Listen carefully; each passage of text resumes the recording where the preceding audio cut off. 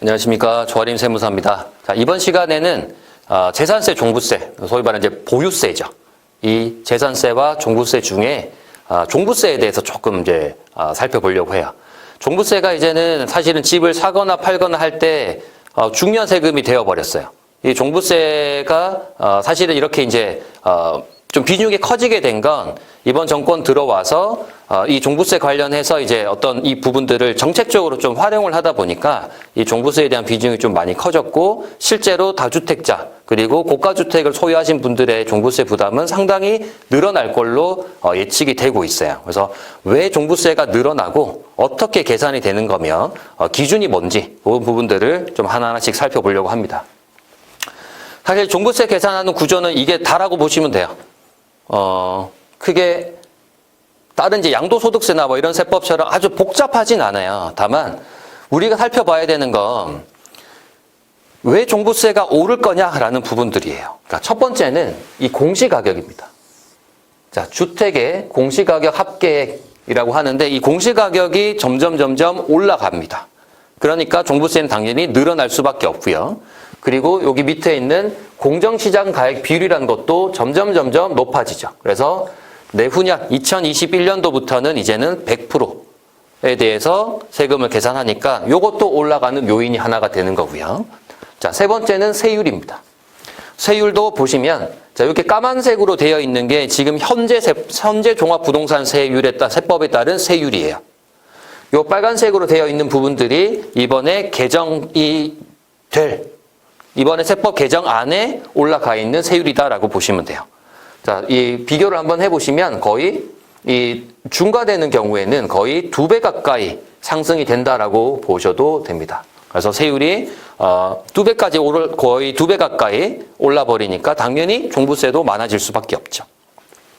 그리고 요 밑에 있는 세부담 상한선 요것도 150%로 일괄적으로 적용이 됐던 게 300%, 지금 이제 현재는 2주택자는 200%인데 이것도 300%로 올릴 예정이고요.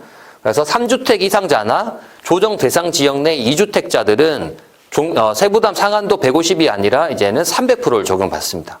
다시 얘기하면 작년에 납부했었던 재산세와 종부세 대비 3배까지도 낼 수 있다, 이렇게 보여지는 거예요. 자, 그럼 첫 번째 이제 공시가격부터 한번 좀 살펴보겠습니다. 자, 공시가격을 어떻게 산정을 할 거다라고 하는 부분들을 작년 19년도 12월 17일 날 한번 발표했던 적이 있어요. 그러니까 12.16 대책이 나온 그 다음 날 국토부에서 이 공동주택 가격을, 공시가격을 어떻게 산정을 할 거며 어떻게 현실성을 반영을 할 거냐라는 부분에 대한 부분인데, 요것만 조금 보시면 될 것 같아요. 자, 요걸로 볼까요? 자, 공동주택 같은 경우에 시세 9억 원 이상 15억 미만 여기 해당하는 주택 같은 경우에는 현실화율을 70%를 반영하겠다라고 얘기를 하고 있어요. 자, 예를 들어서 시세가 10억짜리 아파트다라고 하면 공시가격은 7억으로 고시를 하겠다라고 보시면 되는 거고요. 이 비율이 주택의 가격을 기준으로 점점 높아집니다. 자, 15억에서 30억 미만 아파트는 75%, 시세가 30억 초과하는 30억 이상의 아파트 같은 경우에는 현실화율을 80%를 반영하겠다라고 실제로 발표를 했었고, 그리고 2020년도에 4월 달에 공동주택 가격이 나올 때 요 정책에 대한 부분들이 그대로 반영이 되어 있는 걸 확인을 하실 수 있어요. 근데 요즘 이제 언론상에 많이 나오죠. 현실화율을 90%까지 올린다는데 뭐 이런 내용이 많이 나와요. 그게 10월 27일 날 국토연구원이라는 곳에서 이 공시가격, 이 현실화를 어떻게 하겠다라는 거를 이제 안을 발표를 한 게 있어요. 뭐 80%한, 90%한, 100%한 이렇게 있었는데 정부에서는 요 안에 여기 현실화 계획, 국토연구원에서 발표한 요 자료 중에 90%, 현실화율 90%인 이 이안을 채택을 하겠다라는 내용이라고 보시면 되는 거고요. 결국은 모든 공동주택 가격, 개별주택 가격을 시세의 90%까지 맞추겠다라고 하는 거예요. 근데 이거를 시차를 조금씩 두어서, 자, 고가주택일수록 점점 이 90%에 반영되는 이 기간을 짧게 하겠다라는 거예요. 15억 초과하는 주택들 같은 경우에는 결국 2025년도에 공시가격을 90%까지 다 맞추겠다라고 하는 건 이렇게 발표를 하는 거예요. 그래서 이제 가액이 조금 낮은 것들은 이제 이 기간이 조금 연장이 된다, 늦춰진다라고 보시면 되는 거고요. 그래서 우리가 예측을 할 때 이 주택의 가격 이 레인지 안에서 90%까지 되는 선이 대략 언제쯤이다라는 걸 보고 우리의 공시 가격을 예측해 볼 수 있는 겁니다. 그래서 그렇게 보시면 되는 거고요. 자, 그 다음에 이제 세율을 한번 보면 아까 뭐 말씀드린 바와 같이 결국 거의 2배 가까이 올라가는 거예요. 자, 이러다 보니까 종부세는 높아질 수밖에 없는 상황이고 세부담 상환도 자, 마찬가지입니다. 자, 이 종부세에 있어서 자, 제일 많이 상담하는 건 결국은 이 명의를 어떻게 나눌 거냐라고 하는 부분이라고 보시면 되는데 우리는 흔히들 그렇게 많이 알고 있죠. 자, 1세대, 그러니까 이 양도소득세에 있어서 우리가 혜택을 보기 위해서 부부 공동명의로 하면 많이 유리하다더라라고 알고 있습니다. 실제로 그래요. 세금을 계산해보면 뭐 많게는 몇 천만 원까지 공동명의가 더 유리한 경우들이 있습니다. 근데 종부세는 또 꼭 그런 결과가 나오는 건 아니에요. 자, 지금 제가 가정하는 건 자, 마포에 레미안 푸르지오를 34평을 한 채 가지고 있고 잠실 헬스를 하나 가지고 있는데 여기 부분은 자, 부부가 요것도 50대 50, 요것도 5대 5 이렇게 각각 5대 5로 소유하고 있는 경우예요. 자, 이런 경우에 공시가격 예상 상승률을 매년 10%로 봤을 때 앞으로 바뀔 세율을 적용을 해서 세금을 계산을 해보면 결국은 3년간 2021년도부터 향후 3년간의 종부세 합계액이 약 8,600 정도로 계산이 됩니다. 근데 이거를 번반씩 가지고 있는 게 아니라 각각 한 채씩 가지고 있는 경우에는 여기 보시면 가격이 종부세액이 현저하게 떨어져요. 이렇게 계산이 되는 이유는 여기 앞에서 보신 바와 같이 주택 수에 따라서 세율을 달리 적용을 하고 있어요. 근데 종부세는 인별과세입니다. 그래서 세대 기준으로 주택이 몇 채냐라고 보는 게 아니라 내 개인이 몇 채를 가지고 있느냐가 중요한 거예요. 그리고 내가 지분으로 소유하고 있는 것도 주택수에 카운팅을 합니다. 그러니까 마포와 잠실에 있는 집을 반반씩 가지고 있다 그러면 자, 이 배우자, 이 부부 간에는 남편도 2주택, 배우자도, 그러니까 와이프도 2주택 이렇게 되는 거예요. 그래서 조정 대상 지역 내 2주택 이상자라고 봐서 세율이 중과세율이 적용이 되는 거죠. 근데 만약에 한 채씩 가지고 있다라고 하면 2주택 이하죠. 그래서 한 사람당 종부세를 계산할 때는 중과가 아니라 기본세율로 종부세를 계산을 하게 됩니다. 그래서 이만큼 세액 차이가 난다라고 보시면 돼요. 그래서 공동명의로 할 건지 아니면 단독명의로 각각 소유를 할 건지에 대한 부분은 예상 종합부동산세와 나중에 팔았을 때 줄어드는 양도소득세에 대한 부분들을 비교를 해보시고 명의를 어떻게 하실 거냐라는 거를 결정을 하시면 될 것 같아요. 그래서 무조건 이제 예전처럼 무조건 공동명의가 꼭 유리하다라는 건 아니다 이렇게 보시면 될 것 같고요.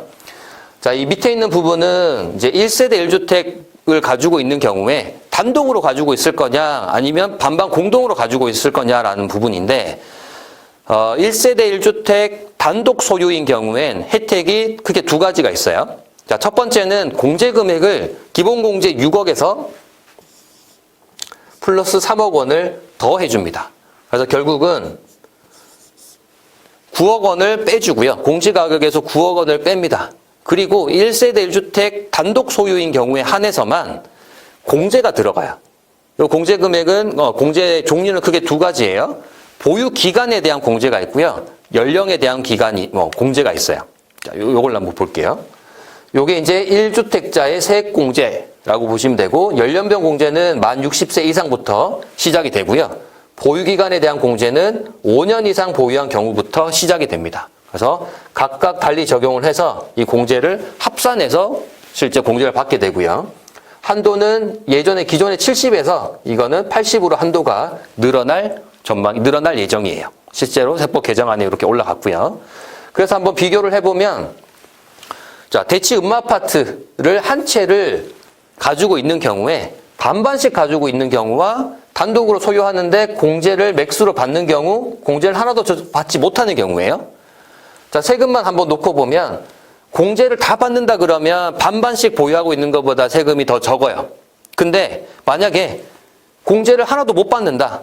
보유기간도 5년이 안 됐고요. 나이도 만 60세가 안 됐다 그러면 단독으로 소유해서 9억 빼는 것보다 공동으로 소유해서 나도 6억, 배우자도 6억 이렇게 해서 12억을 빼는 게 훨씬 더 유리하다는 거예요.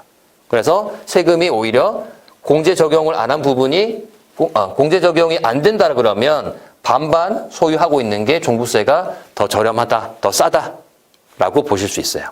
그래서 이것도 마찬가지입니다. 결국은 집을 사실 때 혹은 오래 보유하고 있는 집을 종부세 때문에 무조건 뭐 배우자랑 명의를 나눠야 되느냐? 꼭 그렇다는 건 아니라는 거죠. 그래서 이 종부세에 있어서 명의를 달리하는 부분에 있어서는 꼭 한 번씩 시뮬레이션을 해보시고 그런 다음에 결정을 하시는 게 좋습니다.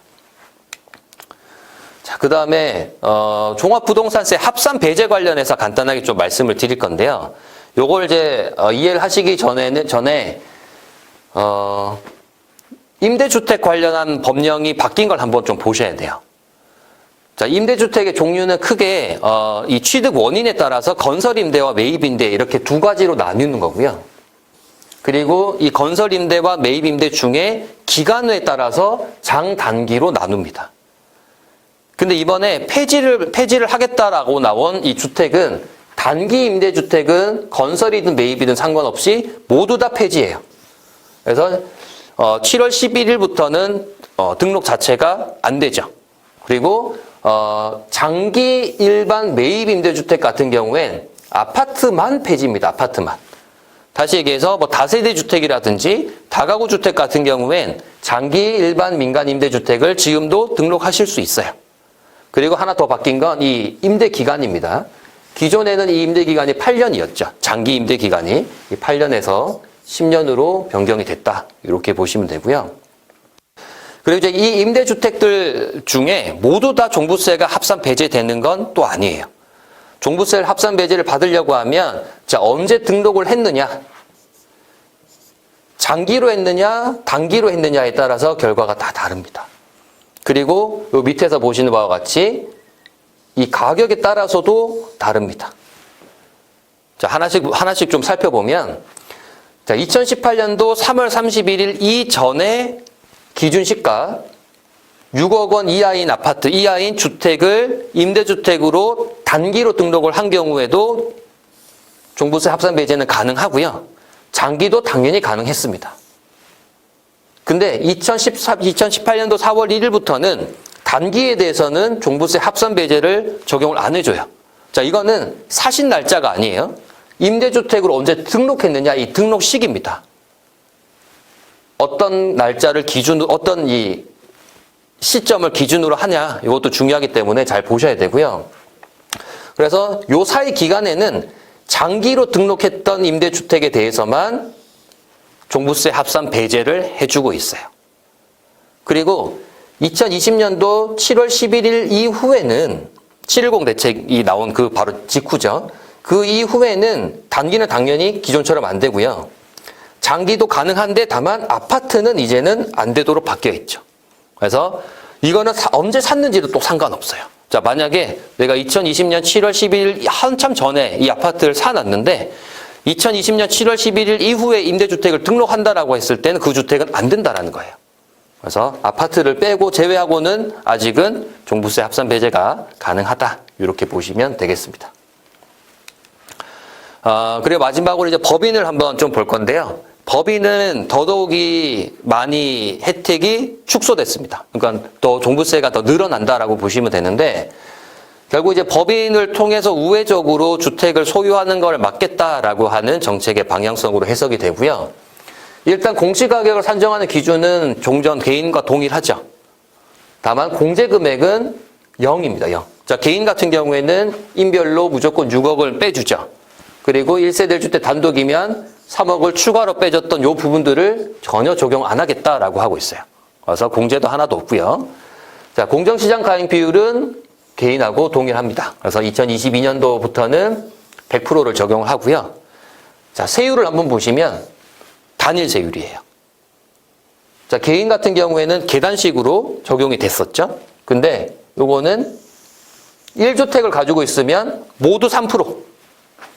2주택 이상의 경우에는 모두 6%의 단일 세율이 적용이 됩니다. 그러니까 종부세 부담이 상당히 늘어날 수밖에 없어요. 그리고 밑에가 좀 허전하죠? 1세대 1주택 공제 이런 거 적용 안 되고요. 세부담 상한도 전혀 적용이 안 됩니다.